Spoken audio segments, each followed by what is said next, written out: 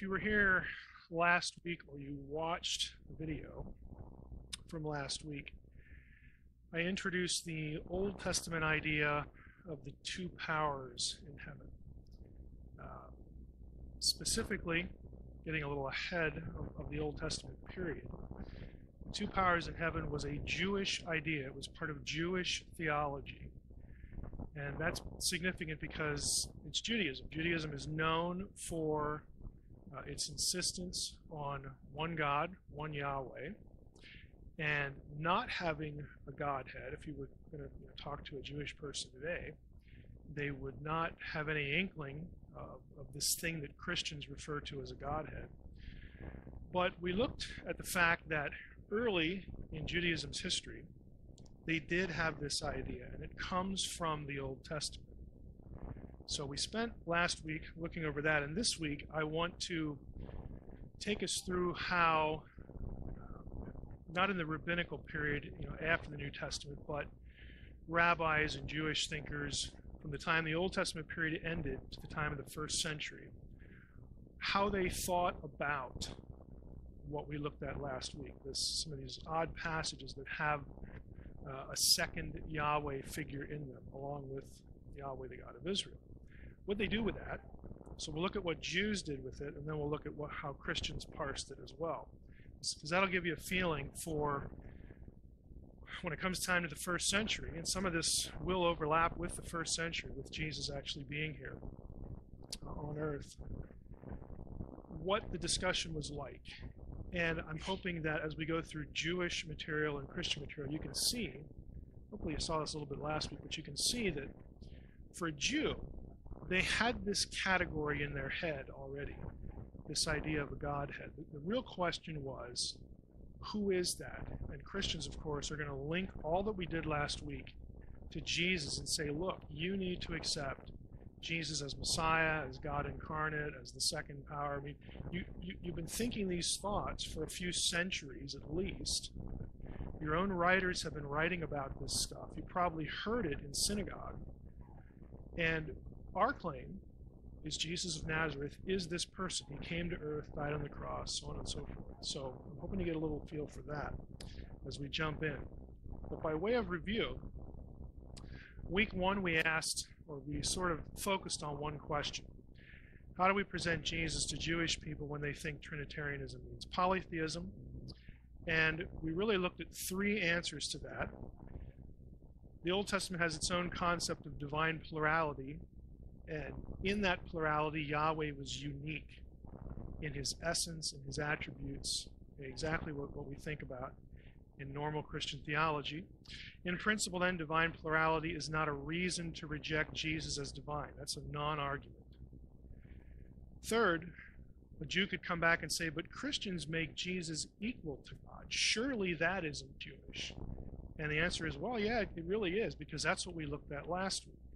So by way of review from last week, we talked about the name Hashem in Hebrew, which is another way that the Old Testament and modern Jews still do this. The way that the Old Testament refers to Yahweh without using the YHWH. Hashem, the name, is just another way of saying Yahweh. So we looked at that.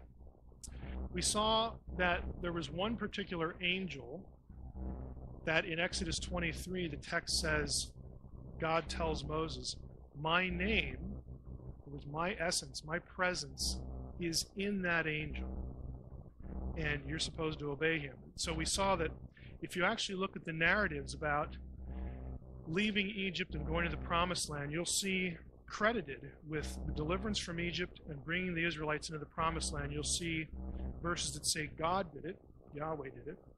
You'll see verses that say the angel did it, and you'll see verses that say my presence did it. And I said, well, who did it? The answer is yes. Okay, they're all, it's all essentially the same essence, the same godness, if you will. But the fact that the angel in other passages is clearly distinct from Yahweh, and in other passages he is Yahweh, other passages he isn't, you get this feeling of two-ness. Two but yet one, one but yet two. And again, this is the conceptual backdrop for how the New Testament treats Jesus, how the New Testament writers talk about Jesus. We also looked at the Word. Since the angel had a human form and had Yahweh in him, was essentially Yahweh embodied, or at least made visual as a man, we saw that in some cases the phrase, the word of the Lord, described the very same thing. We went to Genesis 15, we talked about 1 Samuel 3. Jeremiah 1 is a really sort of palpable example where Jeremiah says the word of the Lord came to me, and he calls the word of the Lord Yahweh. He uses Yahweh several times of that figure, that being. And around verse 9, it says the word of the Lord reached out his hand and touched my mouth. So we even have a tactile thing going on in that passage. And lastly, we looked at the cloud rider, the one who comes with the clouds, the one who comes upon the clouds, or the one who rides the clouds. We made the comment that this was an important passage to Jews in regard to the two Yahwehs idea, because they knew that this idea of riding the clouds was a known title of deity in the ancient world.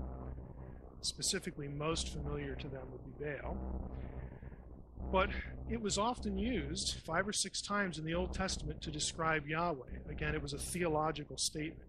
Baal isn't the Lord of the heavens, the one who rides the clouds. Yahweh is.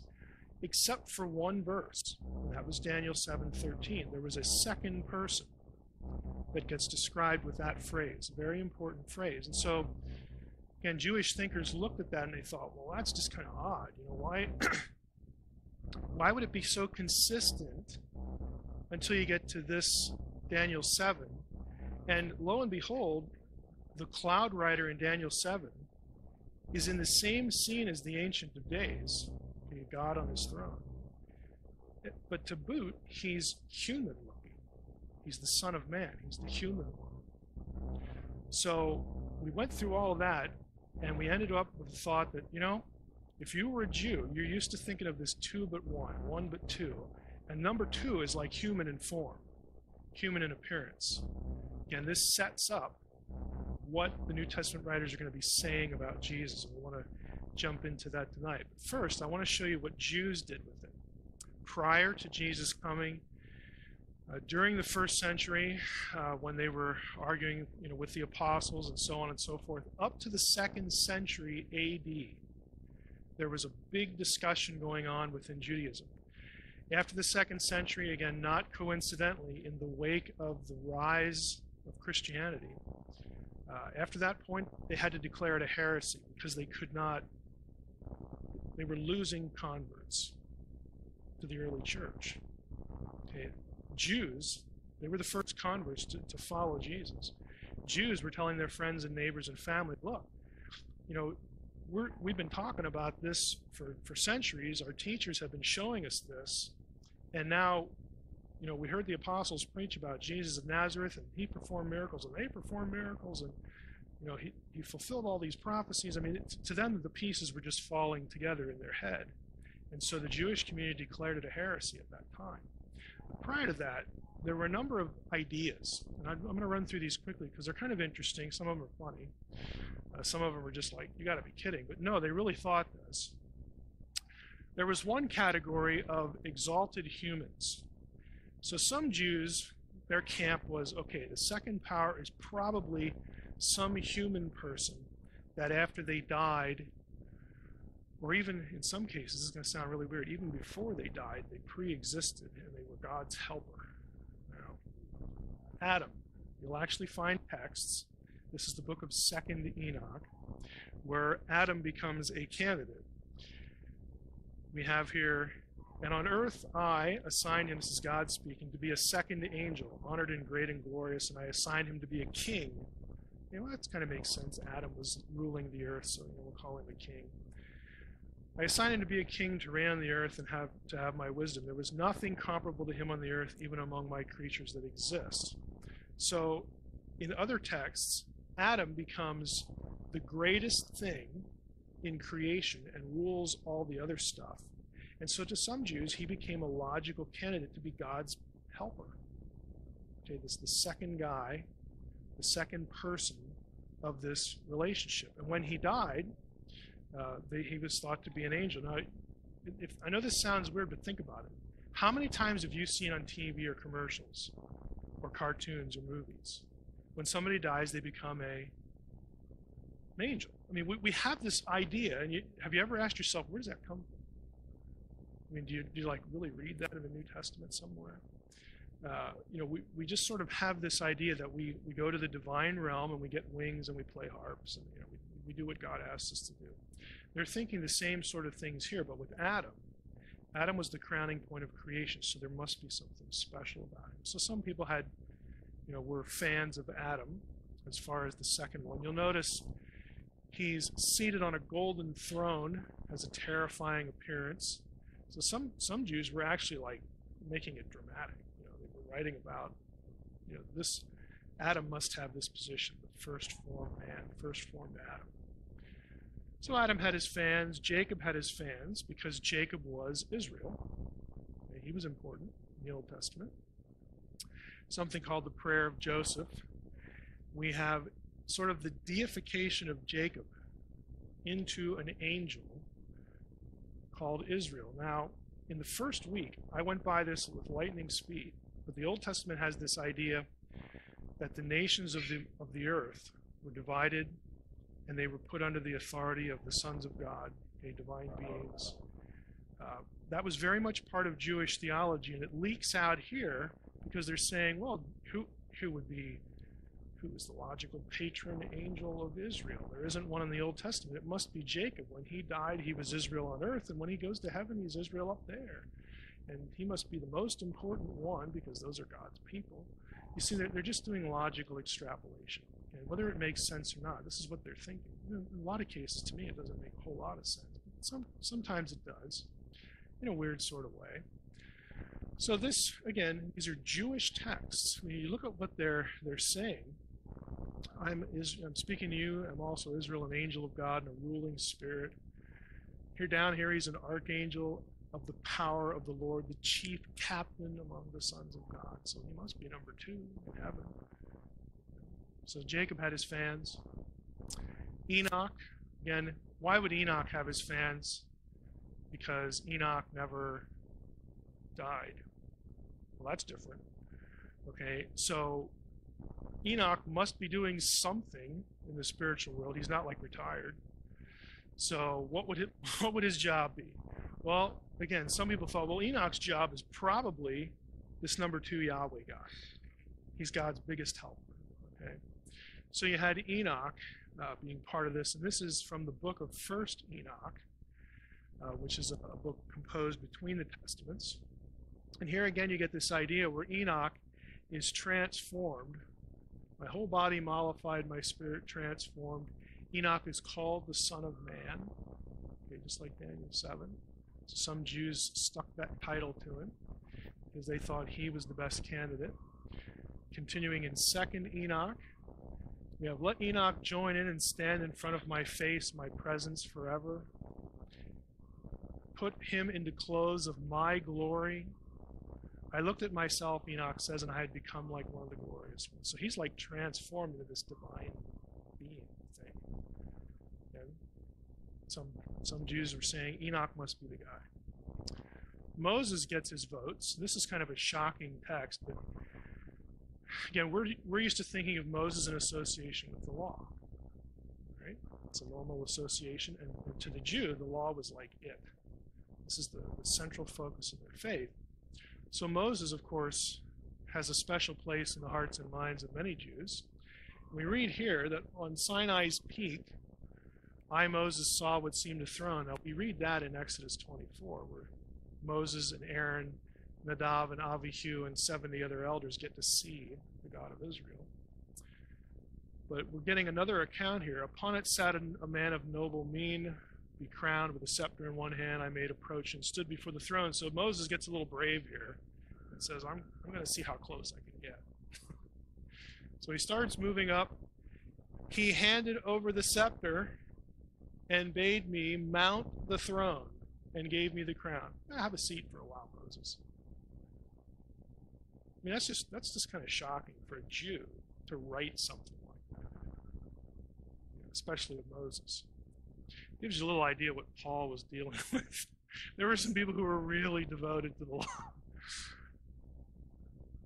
Now, others said, no, you guys have it all wrong. It has nothing to do with an exalted, glorified human. It must be, number two must be someone who was already an angel, but just sort of kind of like wins the job. Michael is sort of the obvious candidate. Michael was considered by some writers to be Yahweh's co-regent in heaven.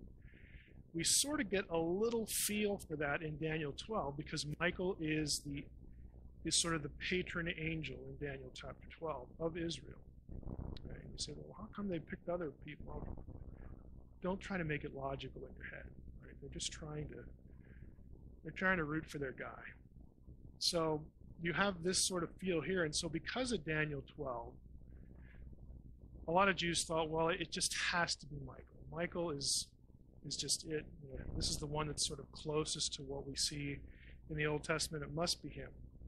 Michael was identified as the angel of Yahweh, not in the Old Testament, but in something called the Targums. Anybody know what the Targums are? A Targum, is the translation of the Bible, in this case the Old Testament, but you'll get them with the New as well. Translation of the Bible into Aramaic. Now, the Old Testament was written in Hebrew, so Aramaic is a related but different language, and so when it was translated into Aramaic, the name for that was a Targum. So Targums are plural. There's lots of translations into Aramaic of the Old Testament and the New. There are New Testament Targums as well. So in the Targums, the translator, whoever did that work, felt justified, or maybe he just was a Michael fan, but in some passages he actually inserts the name Michael to identify the angel of the Lord. He just does it. That was his opinion, so it works its way into the translation.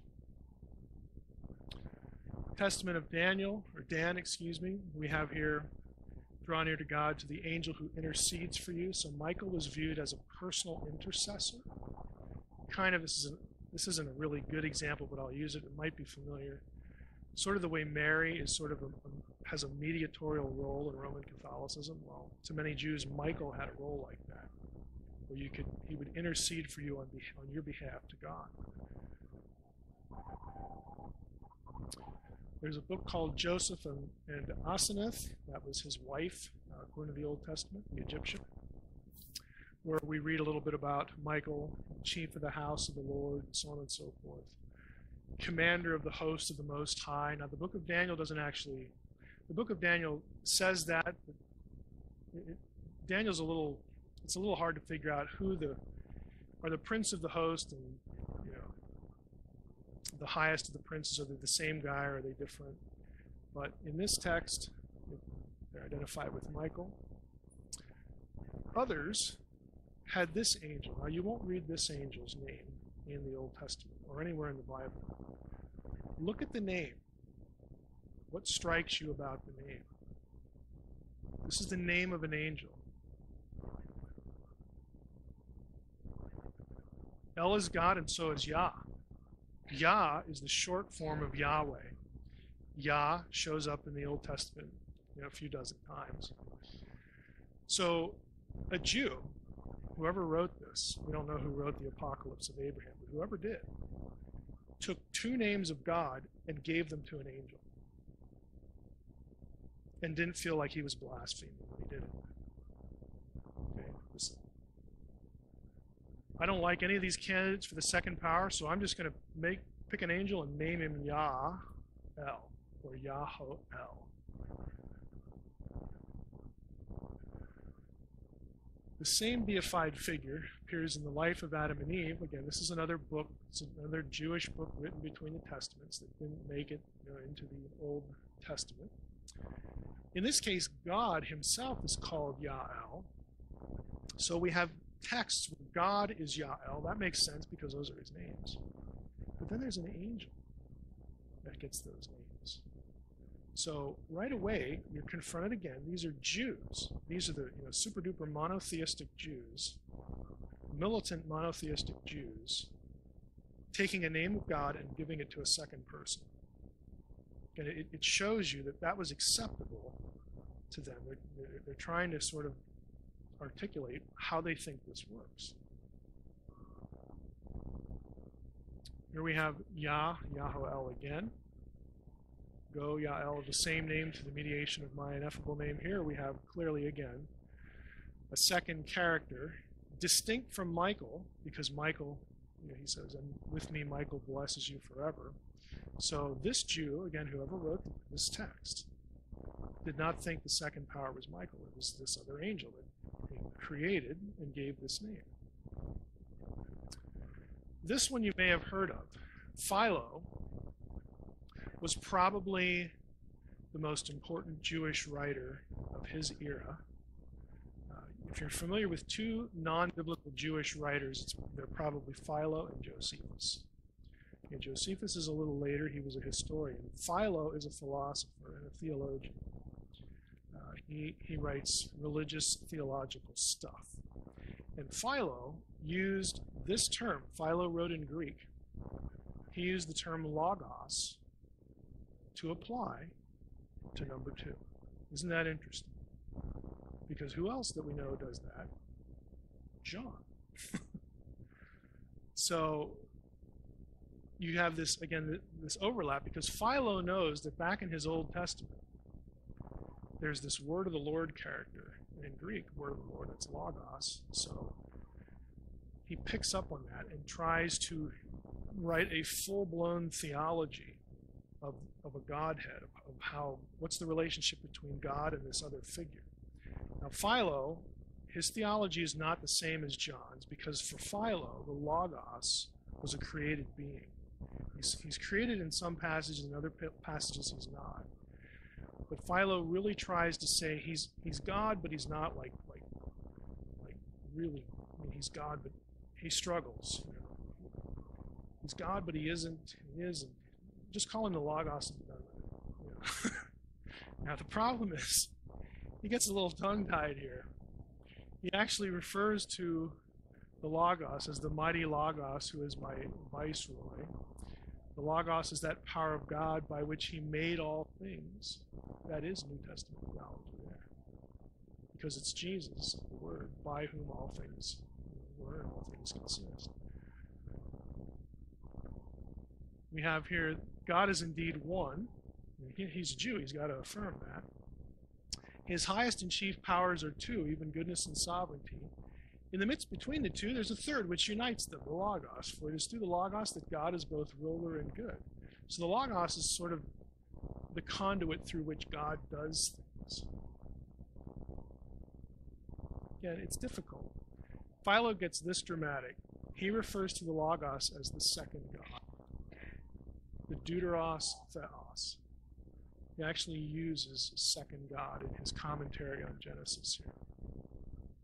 So for a Jew, and this was not considered heretical, for a Jew to use a phrase like second God was pretty dramatic.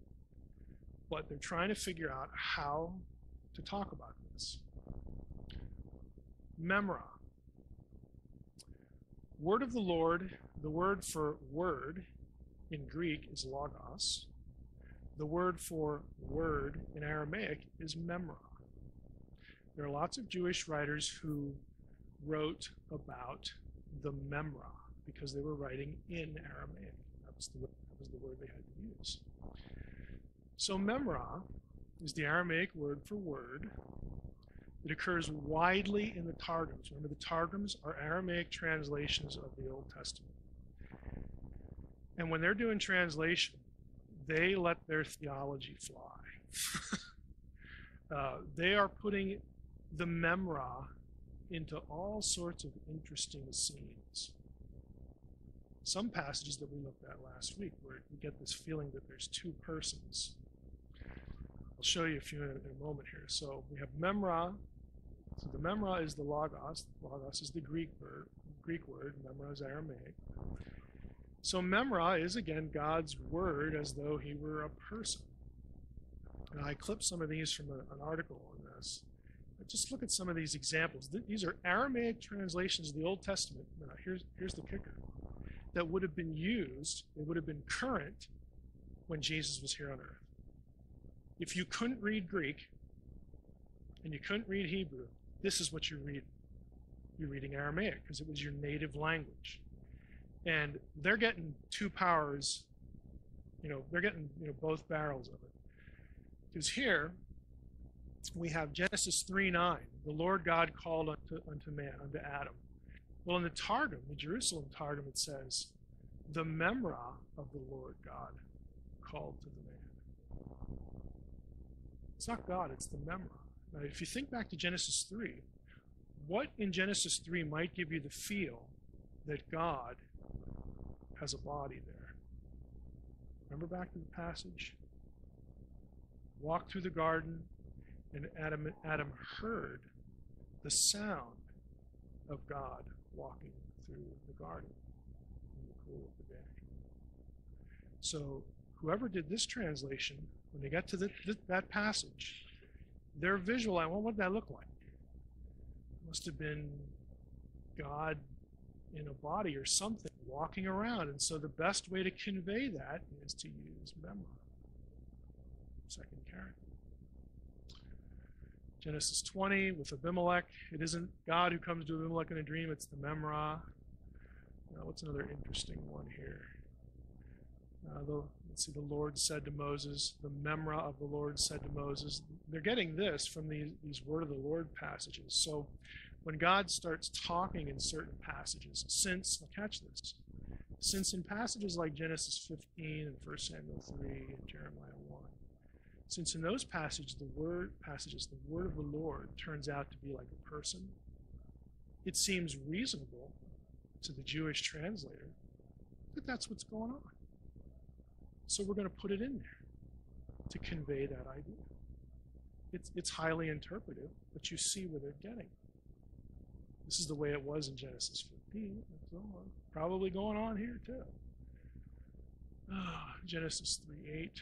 They heard the voice, right there is the passage, so on and so forth. But you get the idea.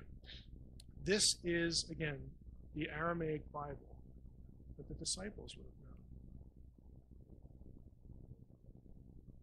We don't know what they read, when they read it. But I'm pointing this out to say, look, this idea of two yet one yet two, this is not news to them. This is not news.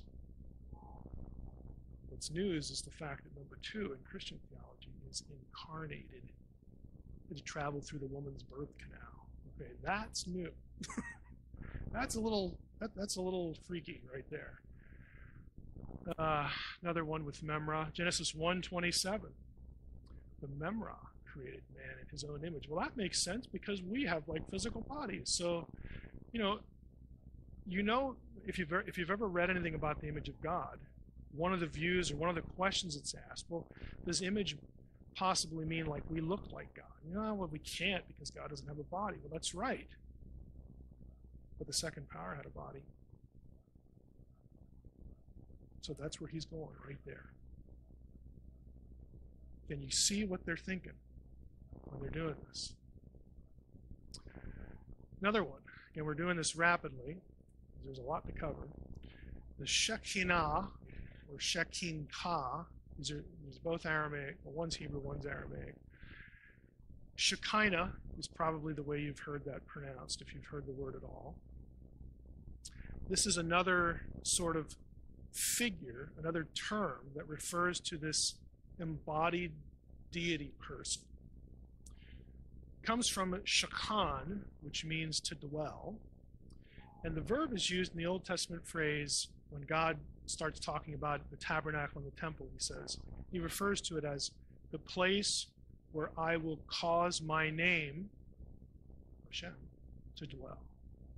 The place where I will put my name. So shakan is to dwell, and so whatever filled the temple, whatever showed up, or whatever was imagined to be in the cloud that was speaking to Moses, to some Jews, they used the term Shekinah, the Shekinah glory. It's a reference to God's glory dwelling in that place. So it was It was God's glory sort of put into form. And their word for that was the Shekinah, or in Aramaic, the Shekinah. Shekinah, by the way, was used of not only the second Yahweh, but there are Jewish writings that use that term to refer to the Spirit as well. So I want you to catch the importance of that. I know a lot of the material is foreign, but think about this. You have Jews running around in the first century who are using words like Memra and Shekinah or Shekinah to refer to this, to God in form, in human form or something physical. And they're using the term not just of number 2, but of number 3. There were Jews thinking of a tripartite Godhead before Jesus ever showed up. Okay? And they have these categories. They have the conceptual categories. At least things like this are being discussed. Things like this show up in their translations. So that when the apostles come along, when Paul comes along and starts talking about the deity of Christ, and in him dwells the fullness of the Godhead bodily, and all this stuff you read in the New Testament, they're not like getting whiplash thinking this guy's crazy. What's he talking about? They actually have something to think about. That confronts them with something. Do I believe that Jesus of Nazareth, filled this role? Do I believe that? They had to make a decision. They had to make a choice. It was a theological question.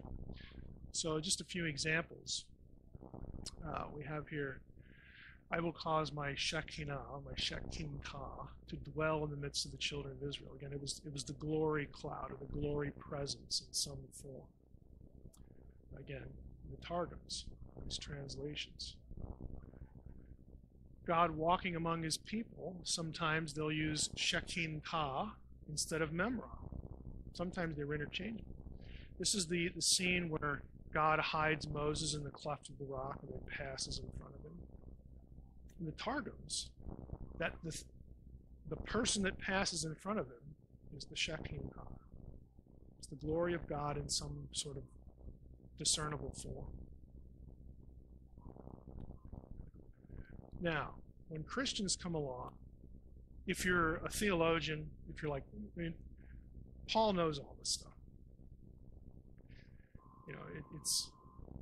It's hard to know how much somebody like John or some of the other disciples would have known. Paul certainly, he could have written the books on it because he was highly educated for his time. He had the best of training. But the other disciples, would have picked up bits and pieces of it from their teachers, their rabbis, things they read, translations like the Targums. So when Jesus comes along, in the New Testament, you get the first thing they're confronted with is the Messiah issue. And once they get over the Messiah issue hump, once they realize that, I've been called by the Messiah, and we've been walking around here for a few months, and we're watching him do these things, surely, this is the anointed one. Okay, Peter, you are the Christ, you're the anointed one. Later on, when they start writing and preaching after the resurrection, they have to start putting things down on paper, as it were. They're going to be drawing on a lot of this stuff. A lot of these pieces are going to be falling into place for them, and especially Paul, because Paul is so thoroughly conversant with a lot of it. So, in basic terms, just the New Testament is where we're going to part tonight. What did New Testament writers do with some of the Old Testament ideas? Well, the most obvious one for us is the Word. We've talked about this already.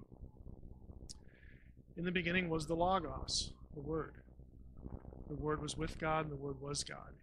If you were a Jew who couldn't read Greek, and someone was kind enough to put this into Aramaic, it would read, in the beginning was the Memra.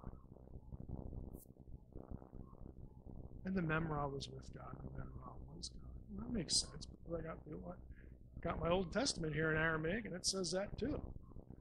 Oh, that's easy. And they could understand very clearly. Word became flesh, and no one has ever seen God, the only God who is at the Father's side. Which, again, just look at the verse. Only God. Oh, and by the way, beside that only God, there's this one. You just look at the wording, and it's just telegraphed there. The angel, this is a curious passage. Jude 5, Jude writes, "Now I want to remind you, although you once fully knew it, that Jesus, who saved the people out of the land of Egypt, afterward destroyed those who did not believe." Where do we read about Jesus saving anybody in the Old Testament? Where do we read that? What's Jude thinking? Who did save a people out of the land of Egypt? Yahweh, the angel, and the presence. Jude says, let's add Jesus. To him, this is like, well, duh. Of course it was Jesus, because Jesus is now the incarnation of Yahweh. Whereas before, there was embodiment, but it wasn't incarnation. But it's 6 of one and half a dozen of another. Same thing going on, just different times. We have Exodus 23 very specifically here. God sends the angel, my name is in him.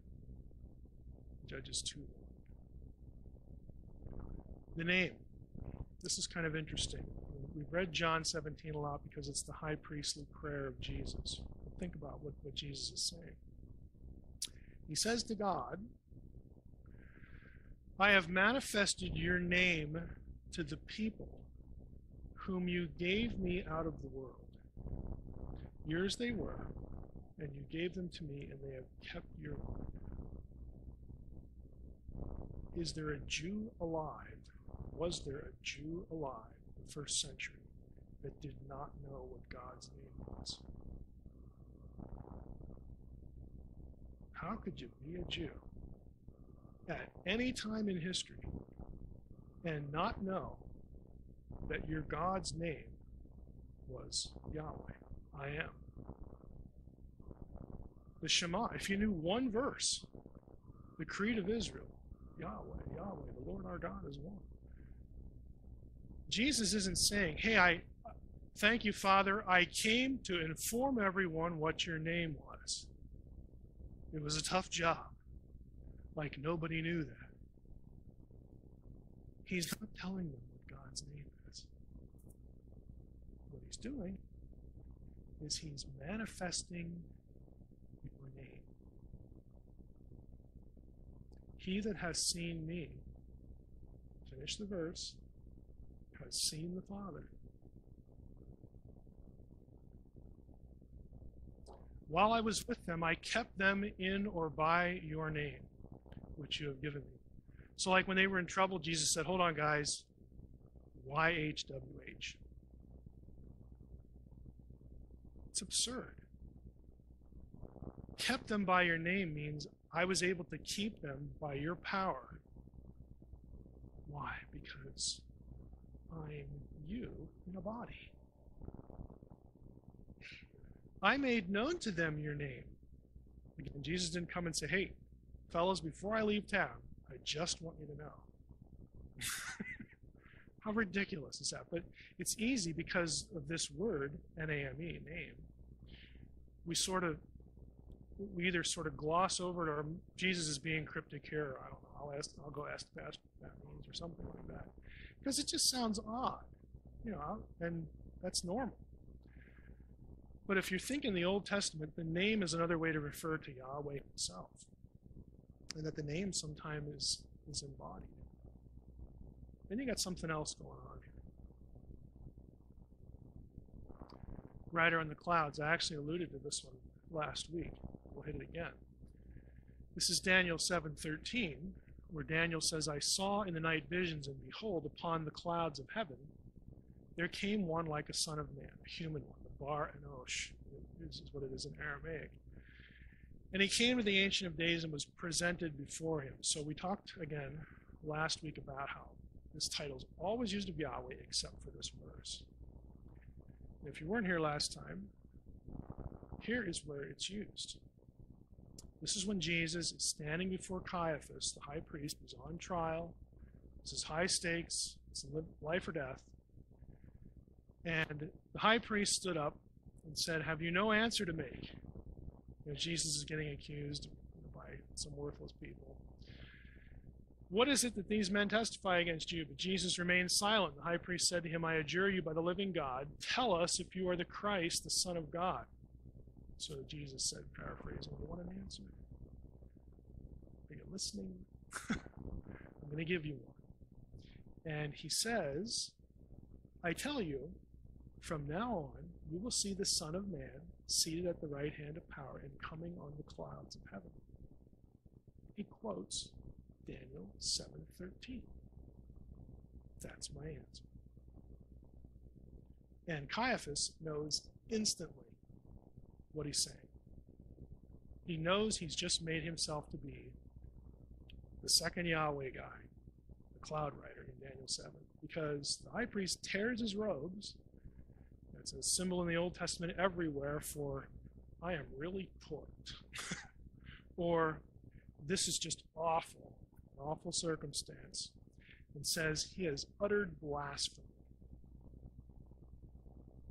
"Lord, I just said I was human. What are you mad at?" No, Jesus knows what he's doing.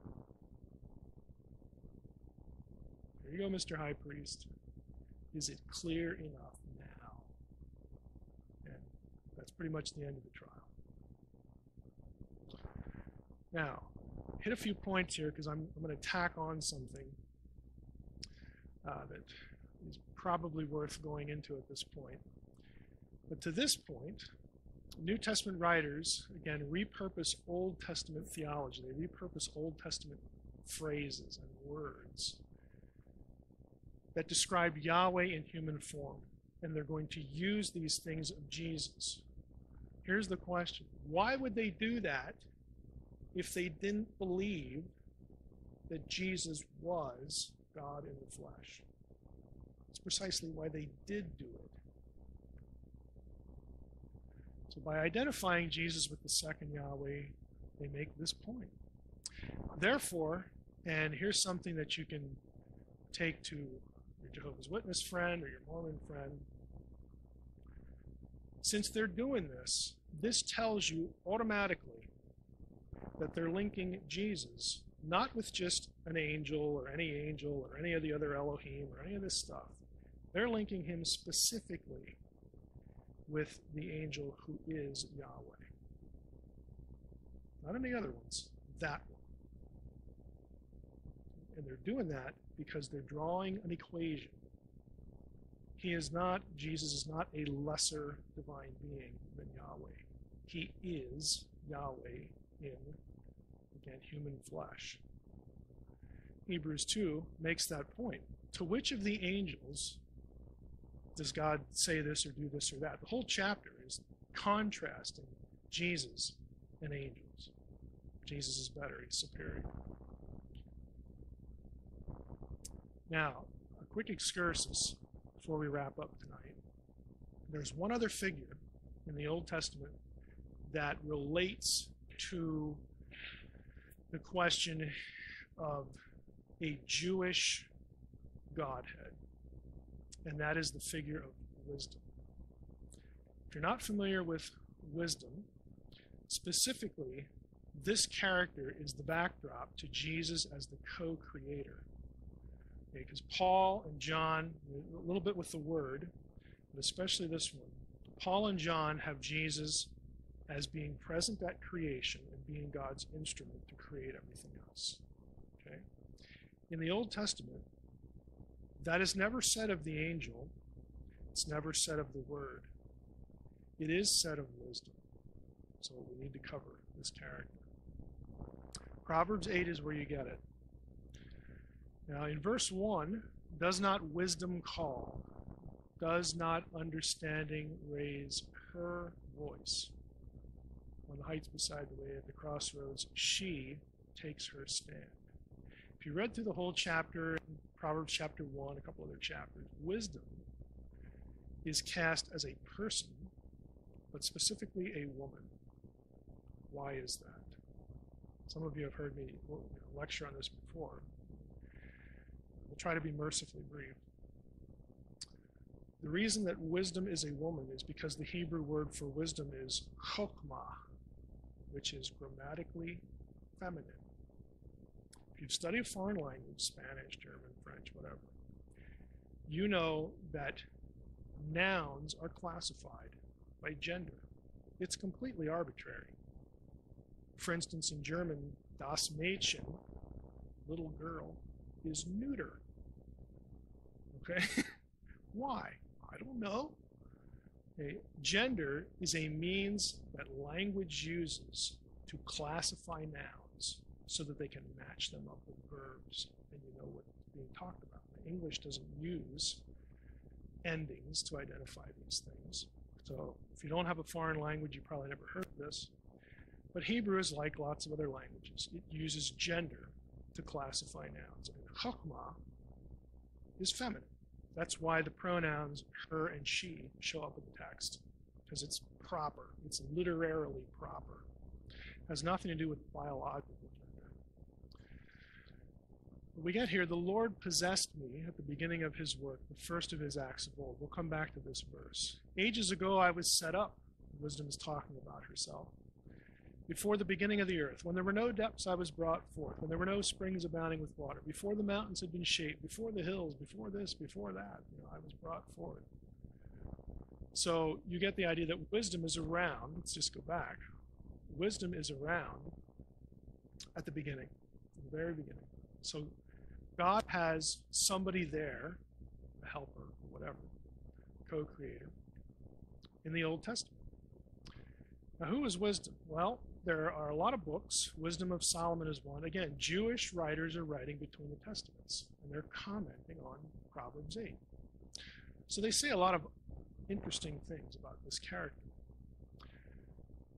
I tell you what wisdom is and how she came to be, and I will hide no secrets from you. I will trace her course from the beginning of creation, blah, blah, blah, blah, blah. They're getting that from Proverbs 8. For wisdom, the fashioner of all things taught me. She is a breath of the power of God and a pure emanation of the glory of the Almighty. Key passage here. I'll come back to this. She is a reflection, the Greek word is apogasma, of eternal light, a spotless mirror of the working of God, and an image of his goodness. He likes her. By your wisdom you have formed humankind. Give me wisdom that sits by your throne. And you get this throne language again. And these are Jews. These are Jews writing this stuff. With you is wisdom. She knows your works and was present when you made the world. Well, he's getting that from Proverbs 8. Send her forth from the holy heavens, and from the throne of your glory send her. She must have a nice seat up in heaven, so these kind of wordings. Another book, Sirach. In the assembly of the Most High, there's the divine council from week 1. She opens her mouth. I dwelt in the highest heavens. My throne was in a pillar of cloud. And wait a minute, who was in the pillar of cloud in the Old Testament? That would be God. And here we have wisdom in the pillar. And you get this sort of Godhead flavor again. The New Testament writers do interesting things with wisdom. This is one that's hard to find, but it's a little dramatic. In Luke 11, Jesus is speaking, and he's railing against the scribes and Pharisees again, like he often did. Woe to you, lawyers, also, for you load people with burdens hard to bear, and you yourselves don't touch the burden with one of your fingers. So he starts going off on them. You build the tombs of the prophets whom your fathers killed. Your witnesses and consent to the deeds of your fathers, for they killed them. You build their tombs. And he quotes something. Therefore also, the wisdom of God said, I will send them prophets and apostles, some of whom they will kill and persecute. So Jesus is saying that the wisdom of God said, thus and so. This puts the wisdom of God in the role of God. Because we read in Ephesians 4 and other places that God sent prophets and apostles and all that stuff. So that's odd. Jesus is sort of linking wisdom to God. But Matthew one-ups that. Same passage, same scene. Jesus is speaking, and look at what changes. Therefore, I send you prophets and wise men and scribes. Matthew puts Jesus in the role of wisdom, who was in the role of God. They're mixing and matching. It's a Godhead. These are Jews quoting Jewish texts. One of them is your Old Testament. Identifying Jesus with this other figure who is but isn't God. Now, we looked at this verse. This is my favorite one, my favorite wisdom thing, because this is, for a text geek like me, this is dramatic. We read, wisdom is a reflection, apogasma, of eternal light, spotless mirror, the working of God. Guess where this gets quoted in the New Testament? Let me just prep it by saying this. This word is really rare. It occurs one time in the Septuagint, which is the Greek translation of the Old Testament. This is the verse. It only occurs 2 or 3 times in the entire Greek literary world. Okay? It's really rare. So when the New Testament writer quotes it, he's getting it from here, because this is going to be reflected around it.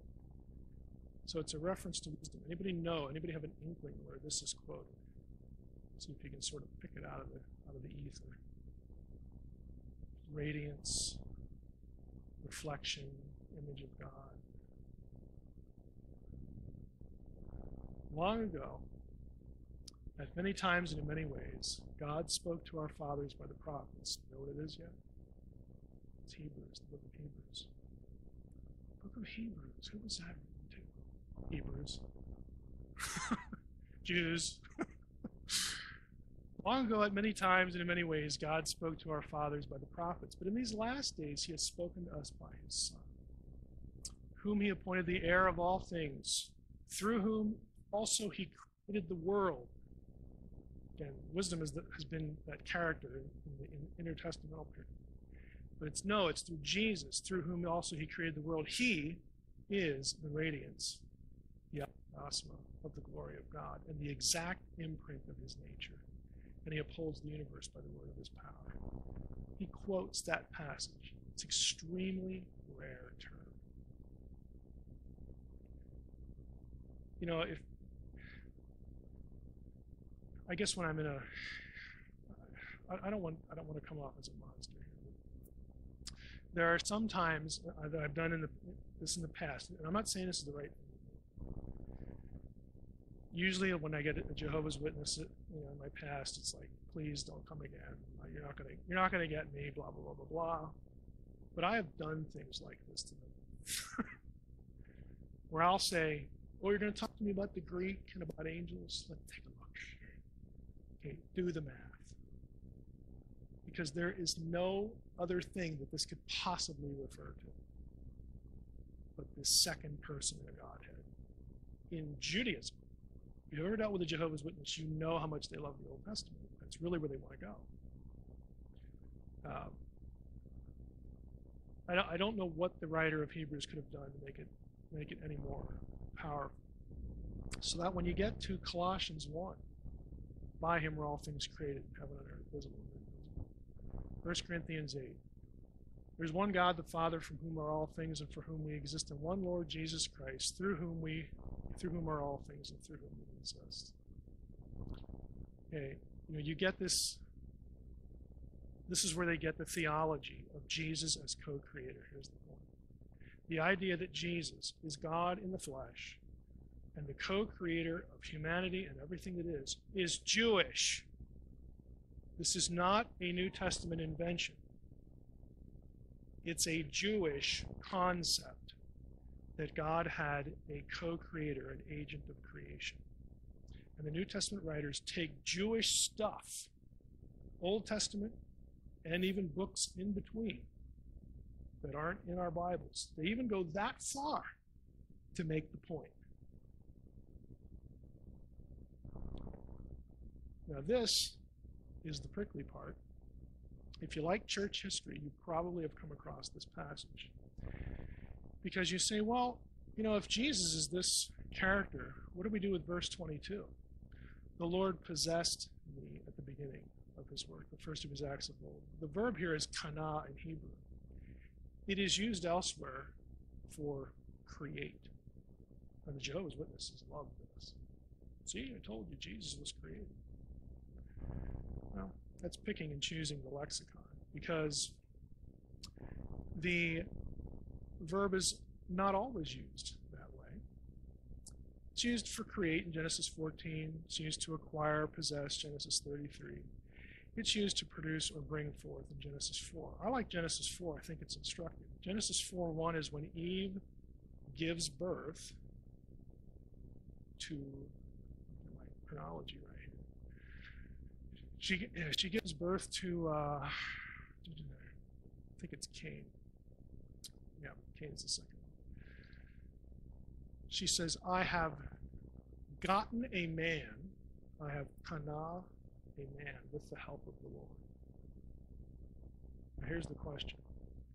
Did an Old Testament person, Eve, anybody else in the Old Testament, any woman, did they believe that when she gave birth, that was the moment where that thing that she just birthed came into existence? No, because it's moving around. I mean, even though they don't have the conveniences of modern science, they know that there is a life inside. And when they bring it forth, it's giving birth. It's not when the thing begins to be alive. It's been alive before that. So it pre-existed the bringing forth. This is the way the church fathers argued Proverbs 8. Remember when they wrote the Nicene Creed? The whole thing about Jesus being begotten and not created. If you've ever read the Nicene, this was really important because they're trying to argue that Jesus is not created. They're trying to be consistent. They're saying, look, just because this verb is there does not mean that that's when he had the beginning of his existence. He existed prior to this, and God brought him forth. Okay, we don't use words like begotten, but that's what it meant. It meant to bring forth, as opposed to this is when it starts living. If you look at the Creed, we believe in one God, the Father Almighty, maker of all things visible and invisible. One Lord Jesus Christ, the Son of God, begotten of the Father, the only begotten, that is, of the essence of the Father, God of God, light of light, very God of very God, begotten, not made. That language is deliberate. It was important because of this issue up here. I think this is our last slide. Jesus is only begotten. Thought I'd say something about this. Because you will get people like Jehovah's Witnesses or other people say, well, if he's begotten, that means he had a beginning. Because the word begotten, that's what it means. Not really. Begotten, words like firstborn. Begotten can just mean to be brought forth. You already existed, but now you're here on the scene, so to speak. Firstborn is actually a term of status. How do we know this? Is it true because Mike says it? No. Monogenes is the Greek term for only begotten. Until the late 19th, early 20th century, it was thought, incorrectly, that it came from two Greek words, monos and genao, only, and genao is the verb that means to beget. Later discoveries showed this was wrong. It actually comes from monos, only, and gene, kind. Monogenes means one of a kind, unique. It has nothing to do with when you start to exist. It's about uniqueness. We know that from this verse, Hebrews 11:17, where Isaac is called Abraham's monogenes. Question: was Isaac Abraham's first son? No. Ishmael was. That tells you right away the term does not mean. It doesn't have anything to do with when you were born, birth order. Isaac is the monogenes because he's special. He's unique. Why is he unique? He's what? He's the son of promise. He's the son of Sarah. He is the one through whom all the promises flow. That's why he's monogenes. It has nothing to do with birth order. So when you see this in the New Testament, a lot of your more recent translations will have something like unique, one and only, something that tries to get away from begotten. That's why. So we'll stop there. That's the last slide. Any questions? I know we're going pretty quickly. It's a lot of unfamiliar stuff, but if you take anything away tonight, what I want you to take away, I'll repeat it again, is that deeply Christian ideas like the Godhead, the co-creator, Jesus is co-creator, Jesus is God in flesh, that somehow God had a number two person who was also him. These are Jewish ideas.